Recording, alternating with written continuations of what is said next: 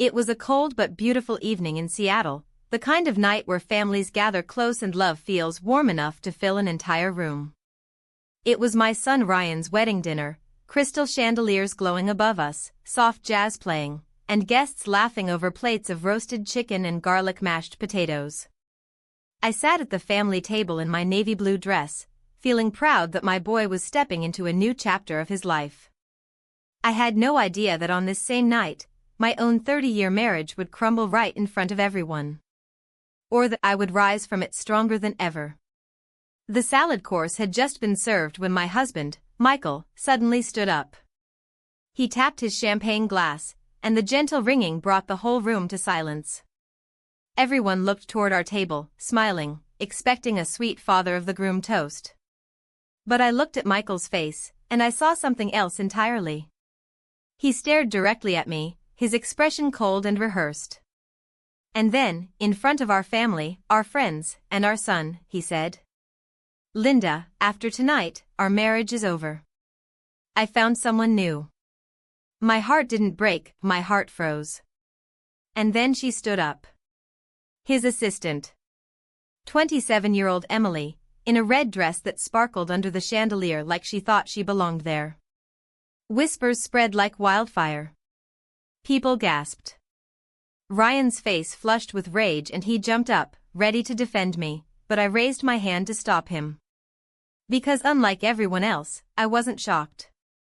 Not even a little. I looked at Michael, kept my voice steady, and said,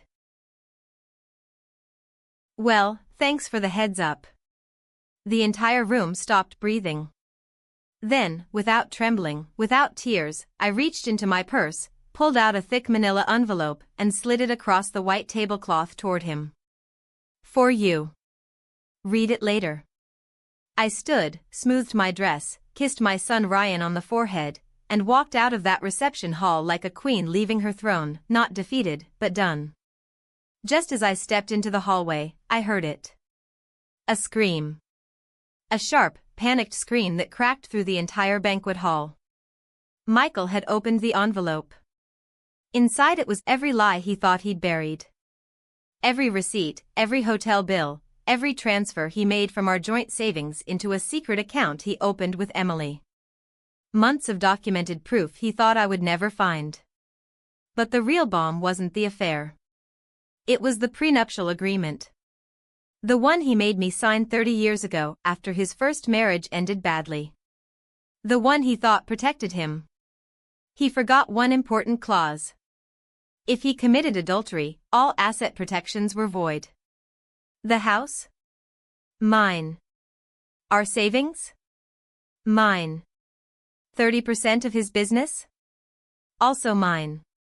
Michael thought he was humiliating me at our son's wedding. But he didn't know that for months I had stayed silent, gathering everything I needed. He didn't know I had spent nights photographing statements, tracking transfers, and confirming every lie with cold, undeniable financial proof. And he certainly didn't know that my best friend Sophia, a sharp family law attorney, had read our prenup and told me, "Linda, when this is over, you'll walk away with everything." So I waited. Calmly. Quietly. Letting him dig his own grave while he believed I was still the same trusting wife he married decades ago. But the truth is, I wasn't shocked at all that night. I was prepared. Months earlier, I had noticed the strange credit card, the hotel receipts, the late-night calls. I had driven past his office and seen the lights off when he claimed he was working. I had watched Emily walk out of his car fixing her lipstick. I knew. I knew long before he ever confessed. The only difference was, he thought I would break. He didn't expect the envelope.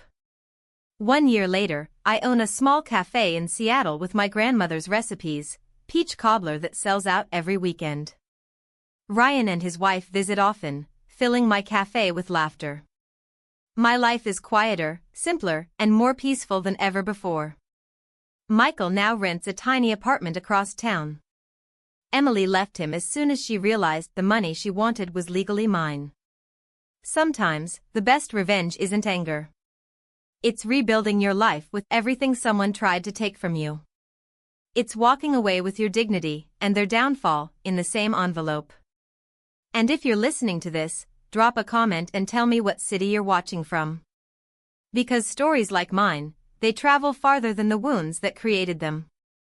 They remind us that even after betrayal, there is always a way to rise again.